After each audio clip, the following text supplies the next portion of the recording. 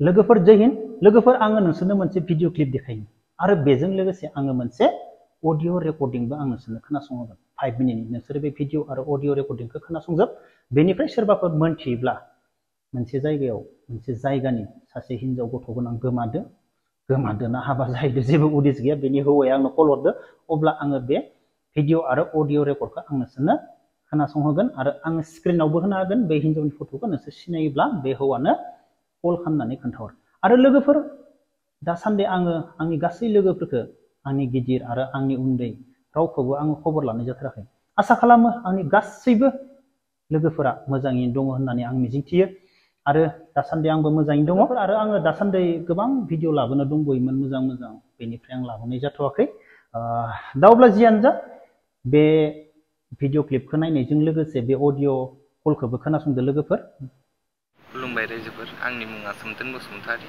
आंनि जायगाया सनितपुर डिस्ट्रिक्ट आंनि बिसिया गोमानानै दङ जुननि 12 थारिख खालार खालि बियो न'निफ्राय खारखोमालांदों आरो बबाव थांदों बेखौ नुनाय जायाखै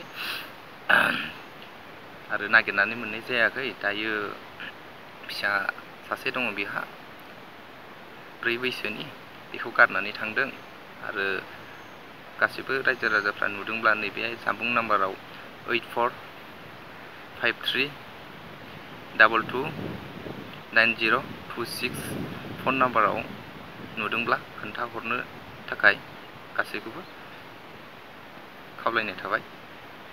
फंबाय नोंनि नामखौ खोन्थाग्रोलाय। आंनि नामा सोमदोन बसुमतारी होनो आंनिया। डिस्ट्रिक्टआ सनितपुर आइ आफानि नामा? आइ आफानि नामा जोंना आफानिया गपाल बसुमतारी ओमफ्राय आइया अम्बे बसुमतारी होनो आरो। गामिनि नामा नोंनि? मा होनदों?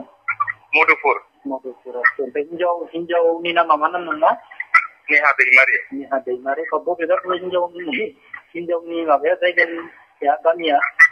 जायगायाथ' जेनेबा जोंनि सनितपुरनिनो ओमफ्राय माने गामियाल' आलदा आलदा माने रोमै गामि होनना बुङो।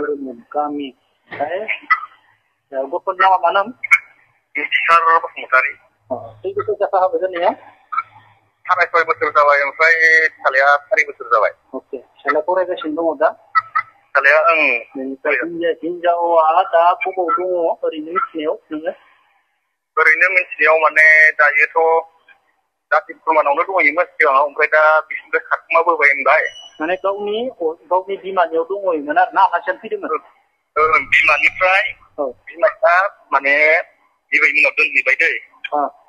दोनहैनानै ओमफ्राय बिबैमोनाव दोननानै बिमायं मोननाव दोननानै माने बिमायं मोननि न'निफ्राय माने खारखोमाबोबाय जादों मानसिया। खारखोमाना बहा थांखो? खारखोमानानै दा माने बबाव थांखो आरो दा जों मिन्थिया जाबाय आरो। मिन्थिया जाहैबाय। ओमफ्राय दा नोंजों जेबो कन्टेक्ट गैया बे हिनजावा नोंनि हिनजावा? सिगाङाव जेनेबा बिसिनाव थाहैनाय समाव कन्टेक्ट दङमोन। ओमफ्राय बिनिफ्राय खारखोमाबोनायनि उनाव कन्टेक्ट गैला आरो आं। दा आरो नों बै बिमानियावलाय बिमानियाव थाहैनाय समाव बिमाया बबाव दंमोन? बिमानि न'आ बबावमोन? रौथायाव बेनावबो कन्टेक्ट दंमोन माने।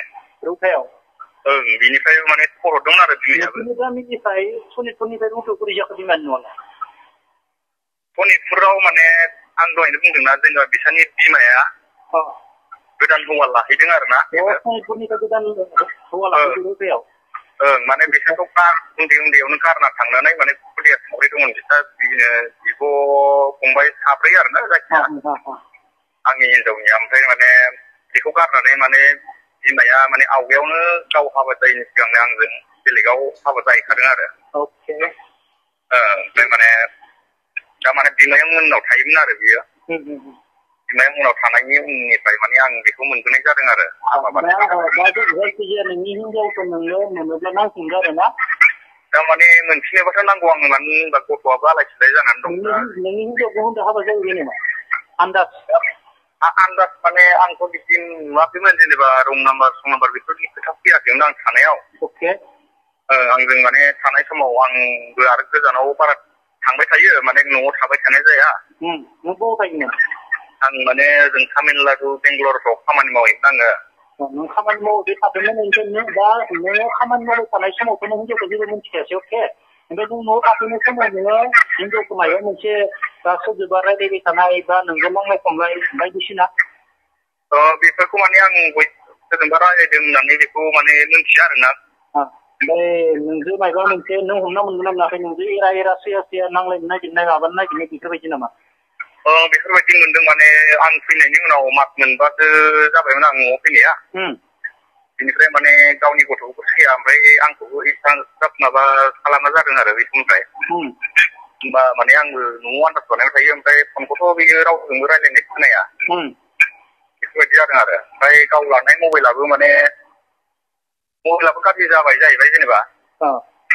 आवगाय गाव लानाय मबाइला माने मबाइला गंनैमोन जादों जेनेबा गाव गंसे लायोमोन आं गंसे लायोमोन।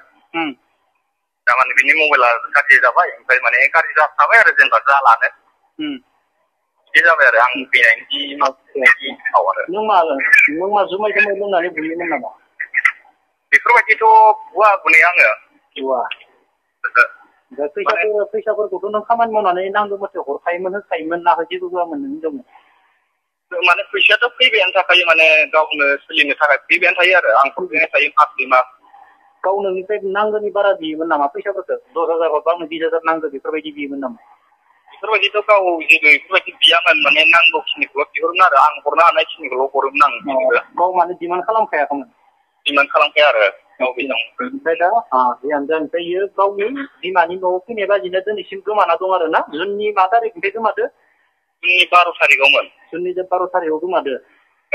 हिनजावनि नामखौ खेबसे बुंफिनलाय।